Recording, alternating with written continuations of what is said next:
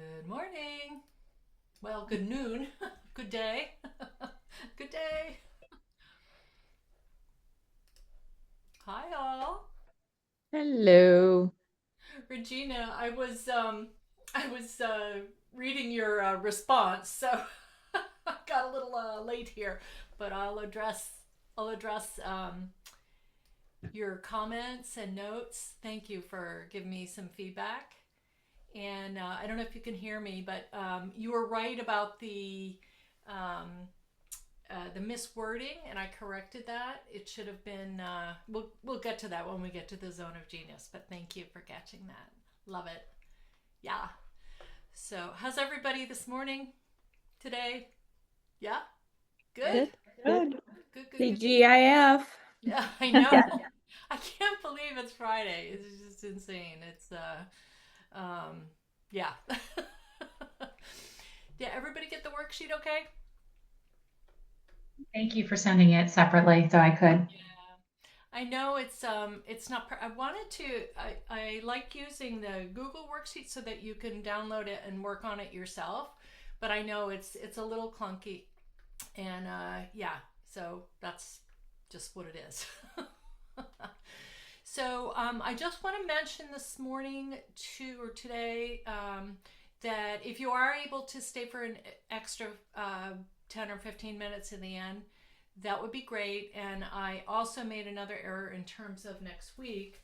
Um, I am the meeting the optional for any of you.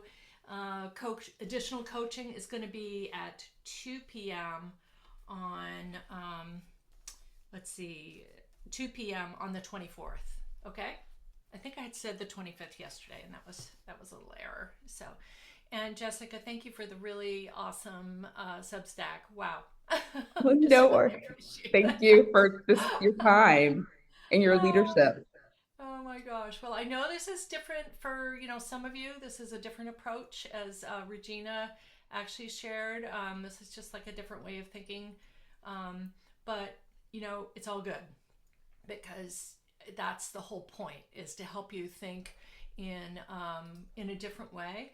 I actually just read, I think it was actually saw something on YouTube about intelligence, and one of the highest forms of intelligence is your ability to actually look at how you're thinking as if you're a kind of a third person, and actually adjust yourself, which is actually what we're talking about here. And there's some interesting neurological studies that, there's scientific proof about a lot of this that, I probably am not articulating very well. And it turns out that Heather has written a book about some of this too. So I look forward to reading that as well. So is everybody ready to dig in? Yep. Okay, good. All right, and I'm trying to get my little my notes here so I'm on the same page. Okay, so a little funny story I'm going to start with. I was that little photo that you see at the top of your worksheet, I took on Tuesday night. I was walking to a meeting of Women Who Lead and Women Who Invest. It was a new meeting. They're starting a Boston chapter, which I'll tell you about in another time. And I decided to take the T, which is our local metro for those of you who aren't in Boston. And I wore my nice suede heel boots. And I'm like, okay, the meeting's really close to where I get out of the T. And wouldn't you know, I start walking the wrong direction when I get out of the T. And I've walked like 3 blocks in my, these kind of uncomfortable but nice boots. And I'm kicking myself because I'm about to be late to this meeting. And I look up and I see this sign. I kid you not. So I just, it's just like a little signal. Like sometimes, you need to be reminded, even if you teach some of this stuff, you need to be reminded it's okay. Think shit happens. And that's what today is all about. And that is, learning to expect the unexpected and feel comfortable with the uncomfortable. Okay. So We've been through these sticky unconscious patterns. I guided you through some exercises the next couple of days, and I know I'm throwing a lot at you. This is what we dig into our cohort. I'm sharing a lot in a very short amount of time. So what I want to talk about today is part one, and that is that this expansion of yourself is really already available. So the first truth bomb you'll see on your worksheet is that your next level of growth is already here. You're just not a match to it yet. And that's, I know I'm like offering things that are like really out there, but I just want to debunk this myth of quantum leaps. Like you've heard of, oh, you can do these quantum leaps and you can have success really quickly. Well, you actually can make some huge changes. Things can happen really rapidly when you are ready for them, okay? And that is what we're talking about when we're talking about this potential of scaling without the hustle. And there's this phrase that one of my coaches shared with me, and she said, you're not blocked, you're just buffering. Your system is buffering, right? It's like when the computer is like thinking, So, and that's partly because you're repeating, you have these deeply ingrained patterns inside you that are, in my case, they've been operating under certain assumptions for decades, right? So it's going to take some time to switch some of these things. So I'm going to share 5 quick principles, and these you can come back to. Again, I'm going super fast through all of this, but the principle 1, and these have been shared with me by one of my coaches named Casey Warwick, who I've worked with for a couple of years. And the first is buffering is a biological brake system. It's your body just trying to go back to these old patterns. And your body isn't trying to sabotage you, it's trying to protect you. Protection is the word. It's trying to keep you safe. So if your past version of doing more led to burnout like mine did, or rejection or pressure or even self-betrayal, your system's going to hesitate or stall or freeze as a safety response. And I spent years and years and years in high anxiety. So this is very, very real to me. And now I have learned things that allow me to calm down, right? And relax. And it's a constant, it's a practice. It's like yoga, it's a practice. So what could look like procrastination in your business might be a regulatory strategy to keep you kind of in that comfort zone that we're talking about. Good? Resonate? Thumbs up? Okay. Principle number 2, desire, or your intentions that we talked about yesterday, can't override dysregulation. All right. So you can desire to be a CEO to raise $100 million or generate, 100,000 per month, et cetera, whatever your next level milestone is. But if your body associates those things with danger, you're going to stop yourself. And for me, this was a huge realization. So it's something to think about.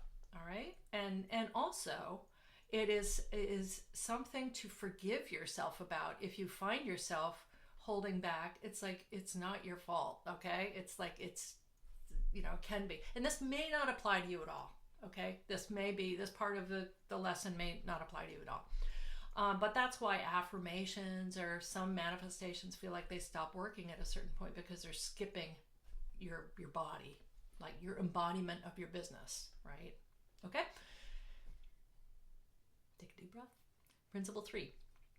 Your system is always going to choose familiarity over freedom unless you rewire it.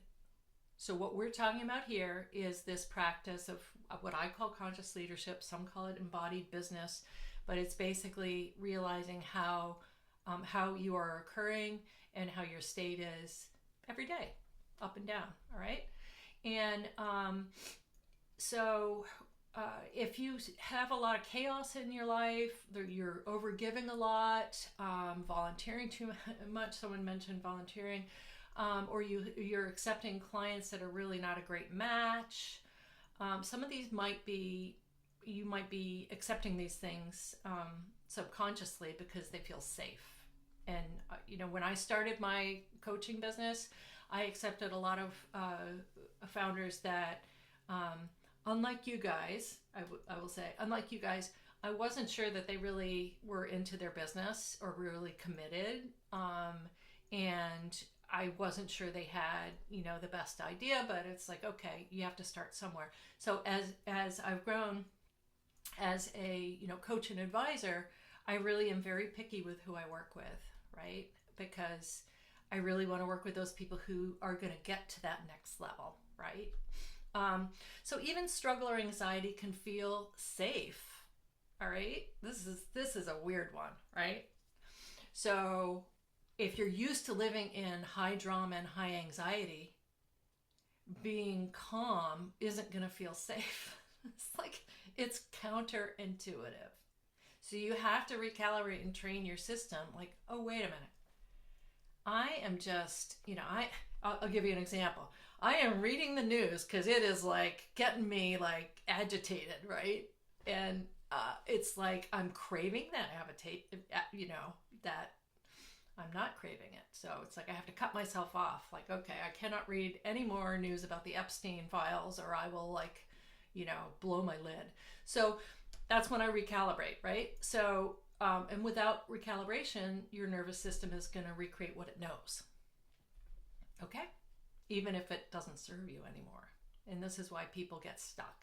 Anybody in any area, not just startup founders. So, okay, principle 4, success that feels like a threat is going to be rejected by your system. So these are all similar sides of the same coin, right? So if being visible, like on social media, triggers something, like when somebody yelled at you for being too loud or bitchy or whatever, you might unconsciously stay small. And I hate when people say, you're not thinking big enough, but that's why people say that. It's like, you want to think like way bigger in your business.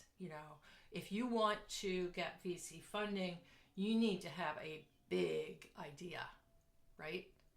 And so if your idea is maybe a little bit smaller, then you need to adjust, and that feels better, that is where you want to go, then you need to adjust your funding sources. And that's a huge topic that another not rabbit hole, but another, I'll put a pin in that, but I talk a lot about that. So if more money to you means more obligation or performance, then you may avoid it or spend it as soon as you have it. Okay? And if leadership means rejection, then you're going to hesitate, take the mic, or claim your power. So those are, I know I'm going through this super fast. Any one of these points we could spend hours on. So the 5th principle is the cost of up-leveling is not always obvious, but it's deeply felt. Okay? So my big question to you is, what areas, if any, have you made harmful, like feel like a great cost to you in your life or your business in terms of going to the next level?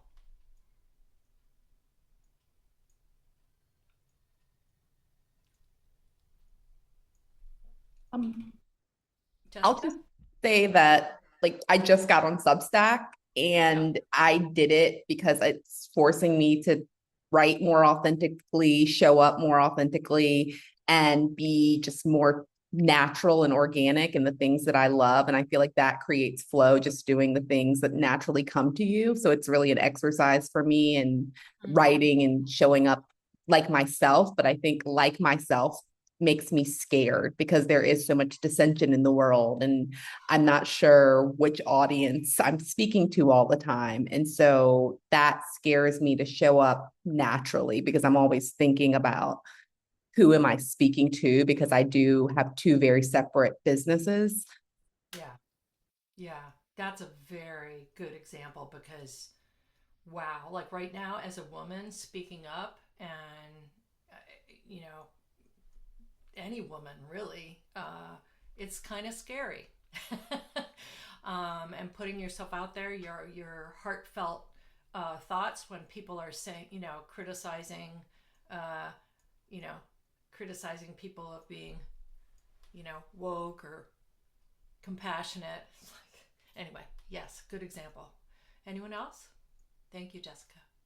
The similar vein, I have a category strategy where, even though I have my InsurTech product, which is helping insurance companies streamline their claims workflow, sort of the greater picture there is to build a bridge that creates trust between policyholders and insurers, for which a lot of that trust has been eroded over time. And, culminating in that murder of the United Healthcare CEO. And I'm thinking of making sort of commentary on social media and other things around trust. But, it's not like I'm the beacon of trust, right? And I'm just like, I don't want to be then targeted like, oh, are you that trustworthy or whatever? It's like, oh, do I really want to open myself up to that kind of judgment? So that's kind of the worry I have within me on starting on that. Wow. Yeah. Great example. Yeah. And although you have a window, an opening, as do you, Jessica, as does everybody here, of becoming a thought leader and a subject matter expert in this area, just because you're focusing on it and just beginning to speak it. And I recommend a lot of my founder members to do that.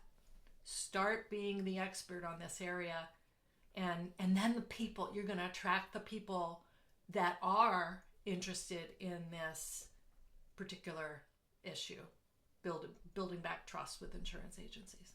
So cool. Well, just one thing. I think you use the word expert, and I can't say I'm an expert on trust. It's more like I'm a keen observer of trust, and I think that's like, okay. A better That's sort okay, of but couching way of looking at it. but you're at this interesting intersection of insurance and AI and building trust, which has to be part of AI moving forward. Otherwise, we're just going to destroy ourselves, right? I mean, that's, yeah. Sorry, I'm making a little commentary, which was not called for. Go ahead, Heather.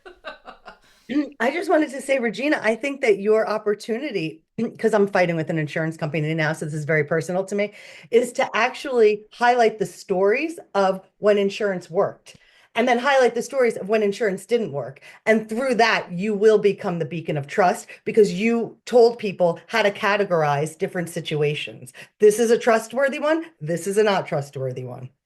Mm-hmm. Thank you. Thank you. My fear is also like, will I alienate the customers I'm trying to get by criticizing any of them? So many worries behind my head thinking through how do I execute on this. No, we need you. Consumers need you to tell us what we should expect from insurance because we don't know. There's so much like cover an insurance where it's not transparent. And so if you can create transparency, that's the value. Sorry. Okay, I'm done. Yeah, that's great. So obviously there are other questions in your worksheet related to this, but we're going to keep moving. And the next, what I call truth bomb, is that your body's not going to let you hold what it still fears, what it thinks is going to harm you. All right. So your body isn't resisting your next level. It's resisting the threat that it thinks is part of it. So think about that when you are really doing something that is outside your comfort zone. We're going to get to that in a minute. So the next part I want to share with you is really some tools on how to recalibrate your energy, your brilliance, and your goals. All right. So this is the framework, part of the framework that we use in our cohort to move from this kind of feeling like a founder to acting like a CEO, right? This switch. And first, we're going to talk about your somatics and energy, which I know is like woo out there for some of you. And then we're going to focus on what I call your genius and where you spend your time. And then we're going to tie it together so that my hope is by the end of this session today, you have a little bit more of a framework for working through this in your what I'm going to call personal operating system. Okay, and if that's something you feel like you need more support on, that's what the cohort's about. So the next thing I'm going to do is, if you can pull up, now I was going to share this as a slide, but I think it's just easier if you look at that colorful, it looks like a rainbow there. And this is what I call, this is my way of introducing you to a couple of what I call invisible laws. That's not my term, other people call it that. So think of gravity, the law of gravity. You can't see it, but you know what the law of gravity is. Well, your energy has similar invisible laws, and I definitely was not taught this in business school. I was taught this through executive coaching. So there are these two laws, the law of attraction and vibration. And the law of vibration is basically that all matter or energy vibrates at a certain frequency. It just does, right? Even rocks and trees, right? So emotions are human energy in motion. And when you understand how you're vibrating by consciously noticing your emotions and sensations in your body, like when I read Jessica's Substack, I literally got body tingles, right? So I am a very physical person. I felt it somatically. So how your emotions physically show up in your body are important, and we just skip over this. We completely skip over this wisdom, okay? And this is how you can regulate your vibration. So if you look at this little chart, this can you all see it? The color, are you looking at it? So I'll just describe it to you. So basically, there was a study done by the Hawkins Institute, and they actually hooked people up to measure their vibration in different emotional states. All right, stay with me here. It's a little out there, but what they did is they were able to measure these emotional states and look at what the vibration levels are of these different emotional states. So there's certain ones that are low vibration, and they include things like shame, unworthiness, guilt, grief.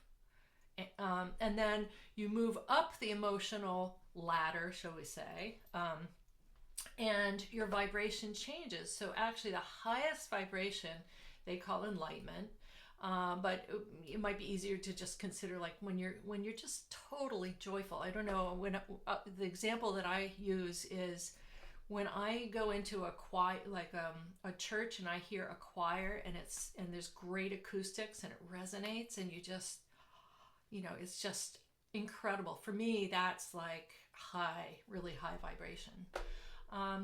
So how does this apply to you in your business? Because this is all really cool, but the issue here is that when you're vibrating in low vibrations, you're kind of in a contracted state, right? Like tensing up. And when you're in high vibration, you're in an expanded or open state. And have you ever just been, I think we were talking about it yesterday with Adis, like you're just open to a conversation with somebody and things happen. It's serendipitous, things happen. Yet when you come into a conversation and you kind of are closed or clenched, often the results are not, they're different results. Okay, here's the big thing to know and how to use this tool on a daily basis. You can't just move from lack to, from a low vibe to a high vibe instantaneously. The way you do it is to move to neutral. So move up the ladder, okay? And so if you see in the middle neutrality, like gratitude, that's why people talk about having, thinking of your blessings, or thinking of, just pausing and thinking of the things, all of the 80% of things that are going right in your world right now, in your life, and not the 20% that's icky, right? Then you can start to move up this ladder, okay? Does that make sense? I know it's very simplistic. I'm giving you the 2-minute version of, books have been written on this. It's a lot. So that's what I'd love you to think about. And here's the thing. So how you rewire from fear or contraction to joy is to go to homeostasis and move from there. Okay. And then the law of attraction, this one's so cool, is that you attract what you send out energetically in your body. So when you see people who you're like, kind of like, I used to be jealous of people who had that like magnetic personality. I'm like, how did they get that? Right? Because people just are drawn to them. And you can too when you change your vibration and you change your perspective and you look at this. So we use an exercise called How You Occur in our cohort. We don't have time for it here today, but it's an exercise that you can do before a big investor presentation or something that feels scary and you want to quickly change your state. And basically the bottom line is you can learn to recalibrate to a different vibration when you notice you're in a low vibration. Okay? Interesting? Have you ever heard this before? I mean, I know Heather has. She's written about it. I know Ada's has, but yeah. I have It's this really secret true. somewhere. What's that? Say, Heather, I didn't hear you. Oh, I was just gonna say it's really true. It like really works. Like not to be a weirdo, but like it really, really works. I agree. I have The Secret somewhere here, the book The Secret. And I totally believe in the law of attraction. Well, it's interesting because you don't realize how much choice you have in this area. And to me, it answered the question. I was so flummoxed by how some people make these, progress so quickly through certain things that seemed so hard to me. And this is part of it. And this is what I refer to as a quantum leap. Now, I wish there was another word for it, but basically the point here is that you can make some quantum leaps in your leadership and in your business by regulating faster and not just ignoring the things that are going on, okay, in your body. All right. Because what it's all about is you can't collapse time, right? Can't do anything about time, but you can collapse your resistance to things. Oh. And that is huge. So when I'm finding, even in a relationship, if I'm feeling grumpy or irritable about something, that is my red flag that I'm in the wrong, like I have the wrong mindset. Something isn't aligned. Okay. So you're not going to leap from startup bootstrapping to 7-figure years just by thinking differently. You have to make these adjustments in how you operate in your operating system. Okay. And your nervous system will expand when you choose rest over panic. Okay. And when you share your boundaries without bracing or feeling resentful. And when you stay open after your success and you don't sabotage it. Okay, those are some examples. So the key learning here, and this is, I think I left some blanks so you can write this down. Regina, you can try to catch up with us. But you scale by becoming a match to what you've envisioned or asked for through your body, not just through your mind.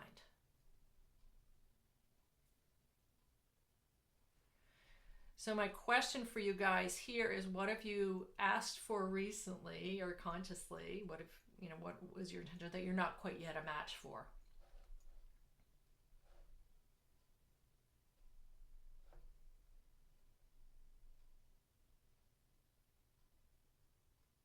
Anyone? you can jot it in the chat if you like. I'll jump in with an example. I mentioned before that I'm working on a prospect who might be who is the largest company in one of my customer segments.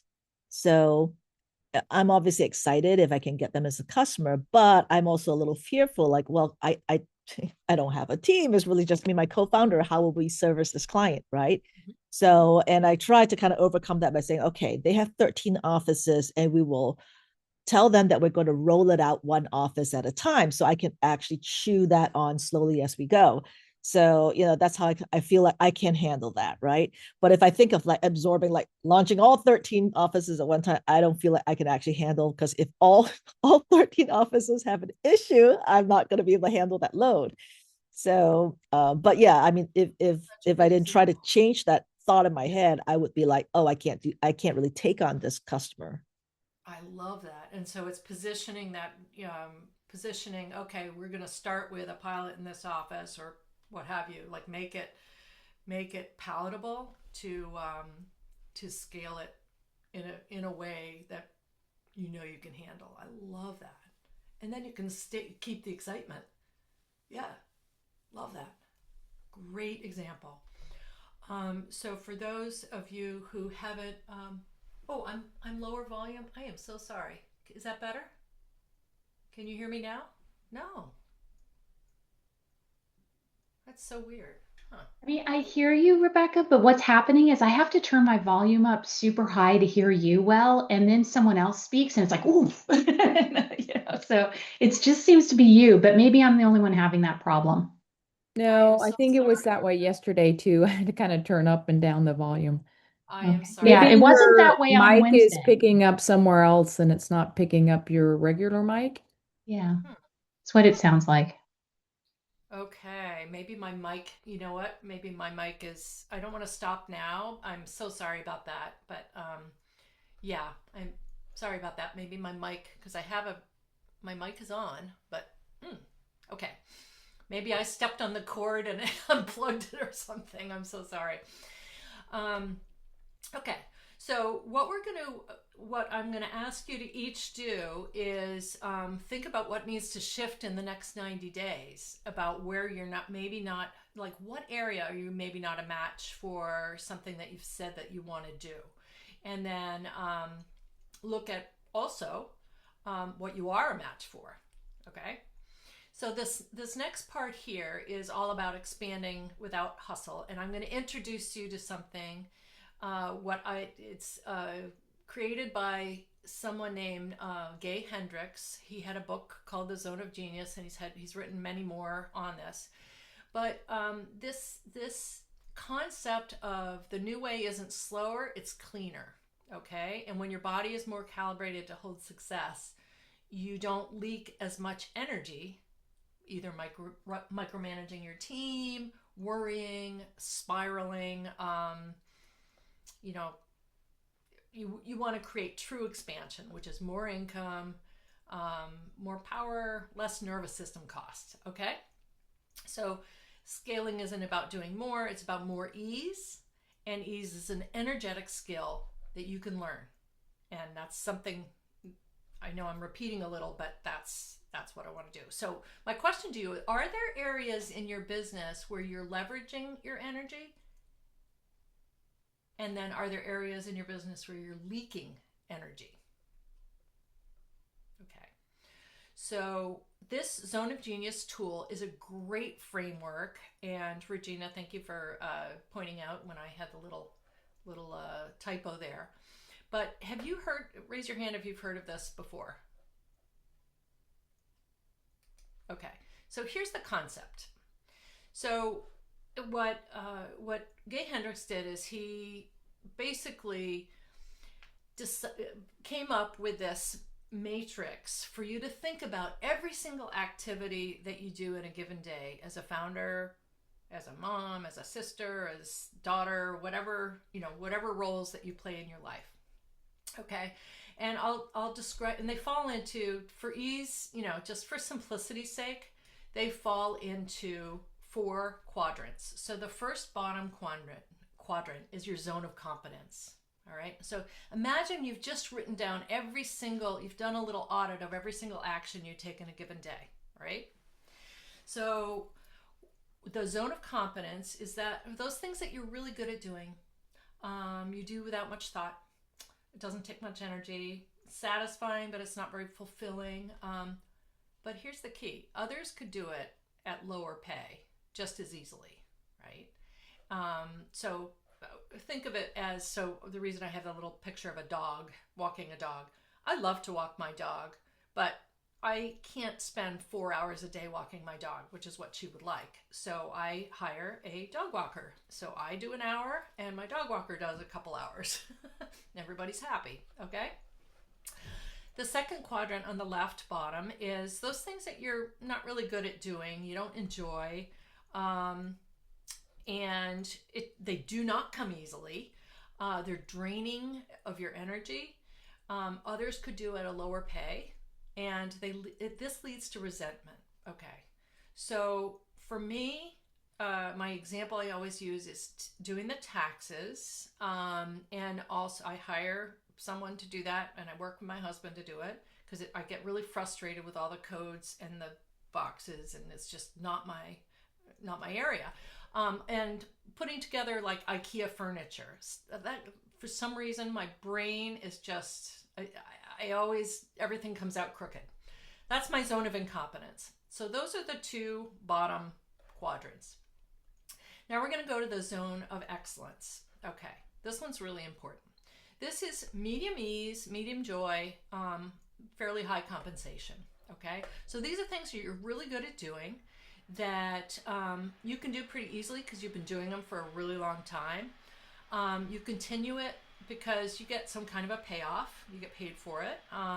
You're known for doing these things, yet they're kind of unfulfilling. Like there is an energetic cost to doing them. Others could do them equally as well at about the same pay grade, but unfortunately, the issue here is that this can lead to burnout. Okay. All right, and I'm going to come back to this quadrant in a moment. So the zone of genius is these are the things that are super easy for you to do. They come naturally. You get tremendous joy out of doing them.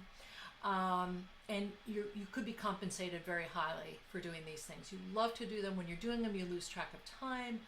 They're very fulfilling, and few others can do them.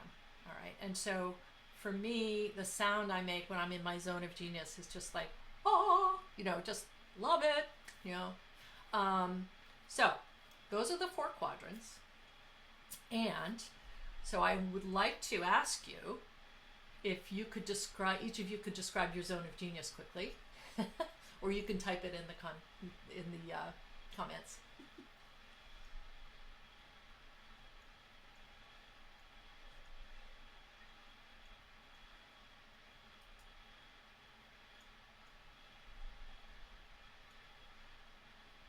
While you do that, I'm going to check my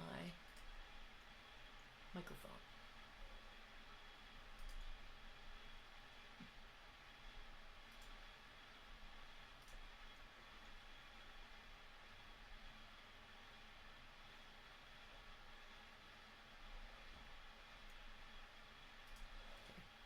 Connecting with people, Gabrielle. Yep.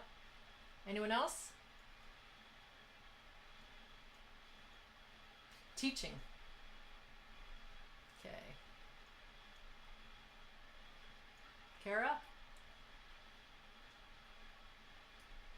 Oh, speaking, leading, science, strategies, selling our programs. Yeah, love it. Product testing and speaking, engagement, pitching. Love that. Fantastic. Relationship building, business strategy. Great. Okay. So now, the next question here is, what percentage of your time do you think you spend in your zone of genius as opposed to some of the other zones?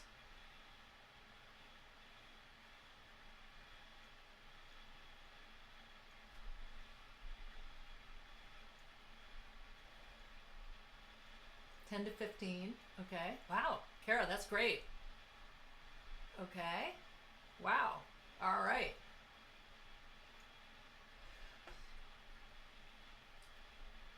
5 to 10 is much more common. Okay, so here's the thing. I'm just going to quickly give you a recap of why this is important. Most people spend most of their time in the zone of excellence, or the zone of competence, and very little time in their zone of genius. And the reason for that is the zone of excellence is also known as your comfort zone.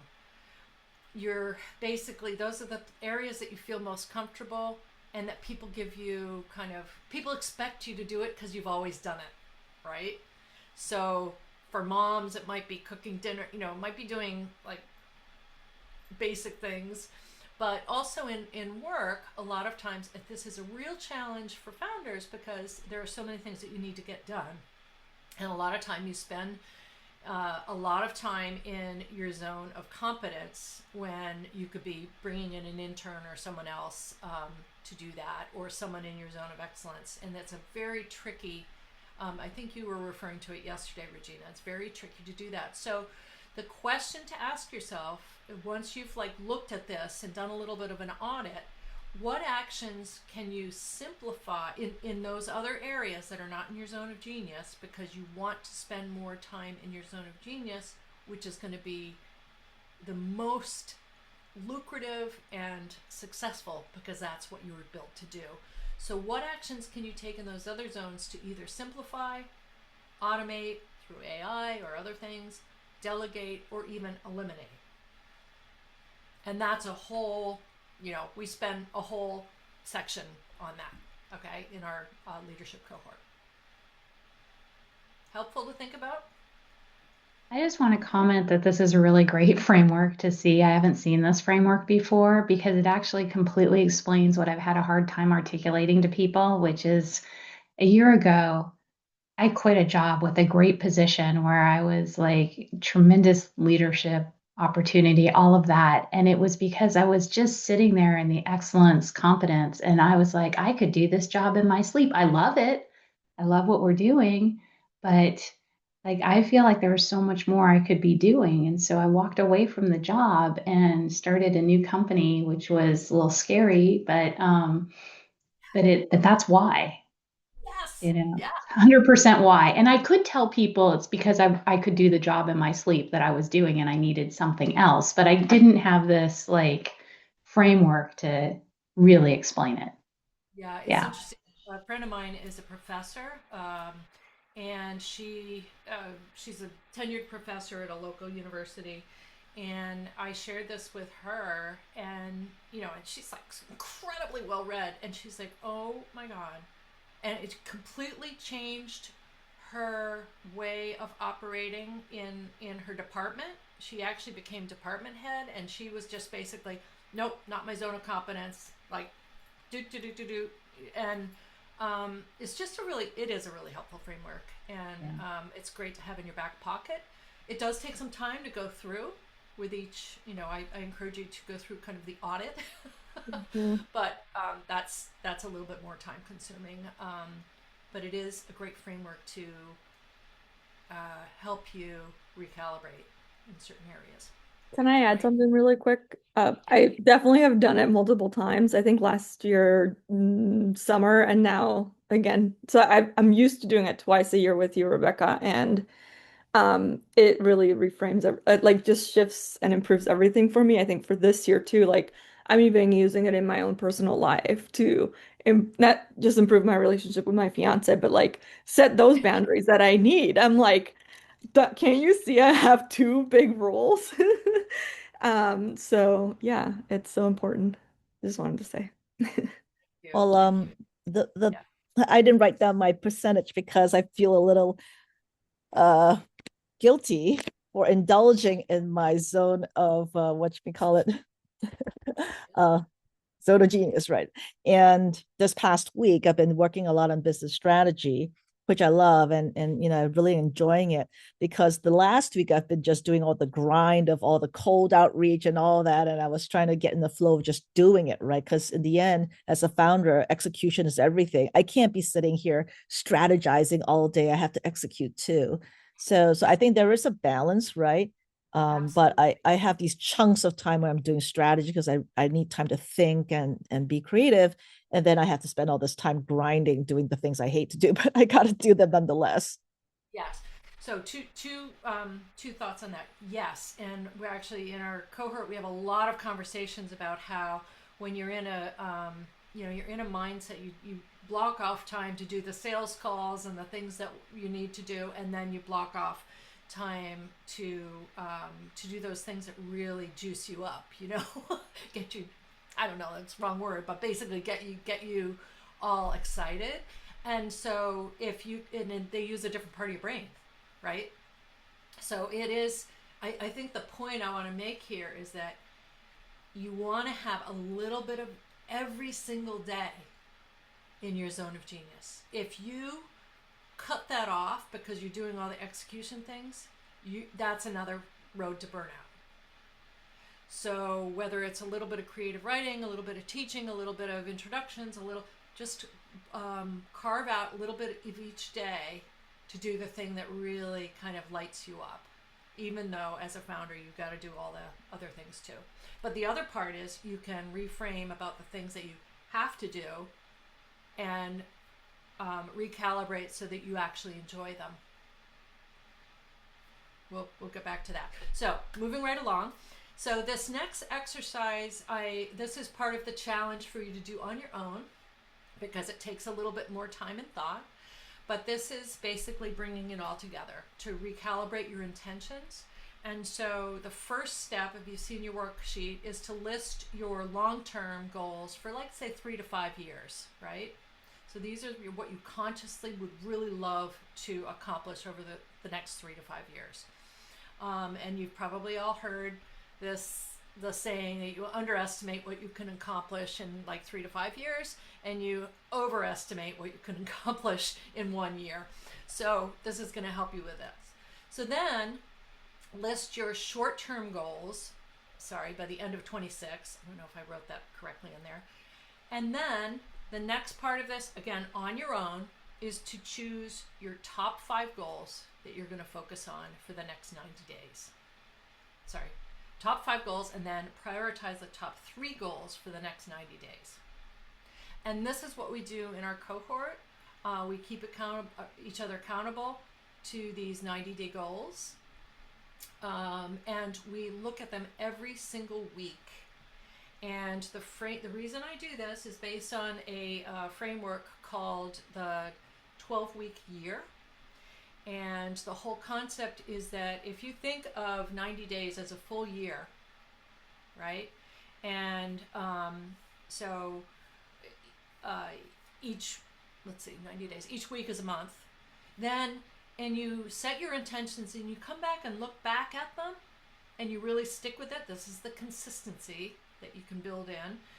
Then you have ample time to adjust, right?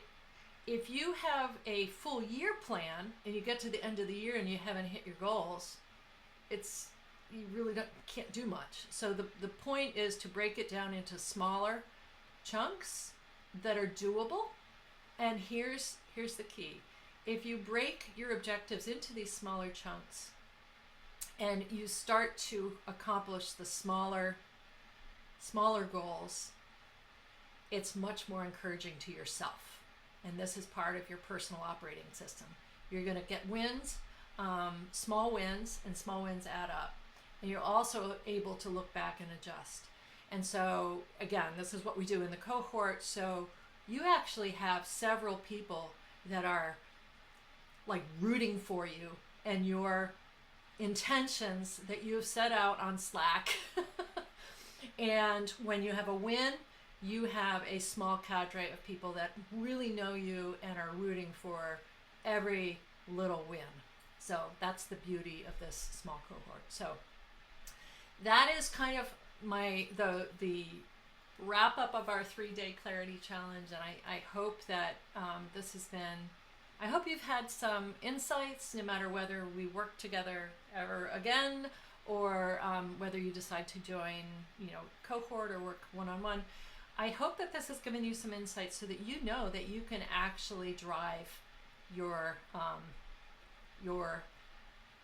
personal GPS, okay? And that's what I love supporting founders to do, because this part of your business is the hardest part of your business, and that is moving through this period where you're not quite there yet, and you need to have incredible resilience. You're going to have a lot of ups and downs and messy middles, and so the more you can self-regulate and be surrounded by people that are supporting you and understand this. I found that my family did not understand what it was like to be a startup founder. They had absolutely no clue. They were supportive, but it's just different from anything else. And as women, it is harder. It is harder because the way we're built. We care. And so for a lot of these reasons, we have been trained a certain way to want to help everybody and not look out for ourselves and not blow our own, toot our own horn. And so those are some of the things that we work on together in this cohort. So I have 3 questions for you as part of the wrap up to ask yourself. And you can just share them with me if you like after this. And also, if you want to share this exercise of recalibrating your intentions, I would love to review it with you. And so what I'm offering each of you is another group session to talk over that, just a coaching session. I'm not going to teach anything. I'll just respond to any of your questions and reinforce any of this next Tuesday at 2. Which is the 24th, and I apologize, I said the wrong date yesterday. So Tuesday at 2, and I'll send you an invitation. And so that concludes the formal section of this. And the next thing, I just would invite you to write a little review of the challenge. Jessica, you already did. Thank you so much. And share any of your insights. And then for those of you that want to learn a little bit more about the cohort, if you stay for the next 15 minutes and reply to this challenge, then you're eligible for 3 prizes, which is kind of fun. So the first prize, is it okay if I share those with you? The first prize is your choice of either 2 books. And one is by Allison Byers. Have you heard of her? She just has a brand new book. She runs a company called Scroobius, and she has a brand new book called Funding for the Rest of Us, and it's all about funding tips for women. And then the other book is by someone you may have heard of, Marsha Dalwood, who has the Angel Next Door podcast, and she has a new book called Unapologetic Wealth that's about to come up, and I've pre-ordered some copies. So that's one prize. You pick one or the other. The second prize is a 60-minute one-on-one coaching session with me, and that's valued at $450. And then the third prize is a 50% discount to the upcoming Conscious Leadership cohort. And so that's a VIP discount. So that the value of the discount is about $3,000. So yeah, so that is my special invitation to you all. And if you'd like to book a call to find out a little bit more about the cohort, or I'll share a little link with you. And the last thing is that you guys are invited to, for attending this, you'll have the early bird rate for the cohort. And yeah, there we go. That's, if you want that early bird rate, then you can just give a deposit, and that will book you in for the early bird rate. So I'll just quickly tell you highlights of what, actually I'm going to share my screen for 1 second, show you what it looks like. Hang on. 1 sec, bear with me. Whoop.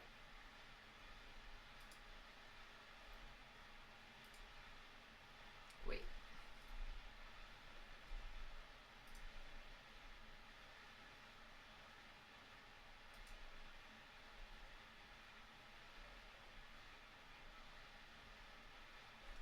Okay,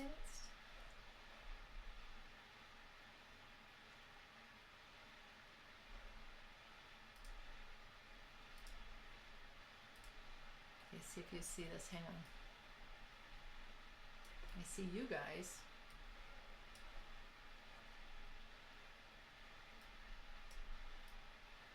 Okay. Hang on one sec. I like to share a portion of screen so I can still see you.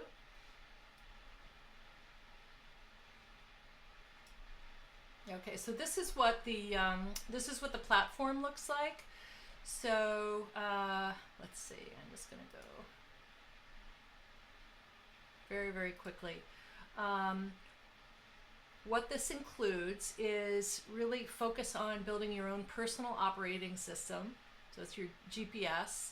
You'll get tools and frameworks and check-ins. We have a community. The second part is this intimate group where I help you manage your highs, lows, and messy middle.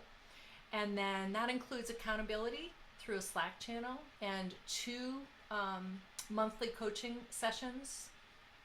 This time I'm going to actually increase them to 90 minutes. They were 60 minutes, but I'm increasing to 90 so that we can have a mini masterclass at the beginning where I'm teaching some of these tools and methodologies at the beginning, and then coaching. And then the resources is this portal that has 44 modules of learning, and we focus on 3 pillars of growth. And so this is what it looks like. Actually, I have a. This is actually what it looks like, and you can access this anytime. So it has all of these different tools that you go through, and replays of all the calls, so that you can come back to the call vault anytime. So that is what it entails, and I'm going to stop share. That's just a quick behind the scenes. Okay. And so I just wanted to end by thanking you all so much for coming, and reach out to me if you are interested in continuing this conversation. I hope to see you next Tuesday. And raise your hand if you think you might be able to come on Tuesday. Do you think you will? Because I can adjust it if that timing doesn't work. I'm going to check my calendar, but I'm going to try my best. Okay. I have an investor call at 2:30, so I can come at 2 and then hop off, but I can't stay the full hour. Okay. Okay. Okay. So let me know just one-on-one if there's another time that would work better on that Tuesday, because I'm going to be out of town on Wednesday. All right? Great. Any questions, thoughts, feedback? I just wanted to share too. I have a question for you, Rebecca, but it doesn't have to be answered here. We can talk about it offline. Yes. And then for all the ladies, if anyone wants to do a little powwow, like I have sat down on a weekend or any other day to do this, and it's just like I go into my own loops. So it's just nice to have someone and be like, boom, boom, boom, let's do it. And I would love to talk workflows, like what works for you in terms of efficiencies. Trying to optimize those this year too. I would love to do that with you. Cool. So I'll connect with you on LinkedIn, and yeah, we can take it from there. We can pick like an evening or something where it's, off working hours for sure. Same. Perfect. Same. Awesome. Thank you all, and I hope that you feel your next level already. And I hope that we can support you. Thank you so much, Rebecca. Okay. Thank you. Take care. Talk soon. All right. Bye. Bye-bye. Take care. Bye.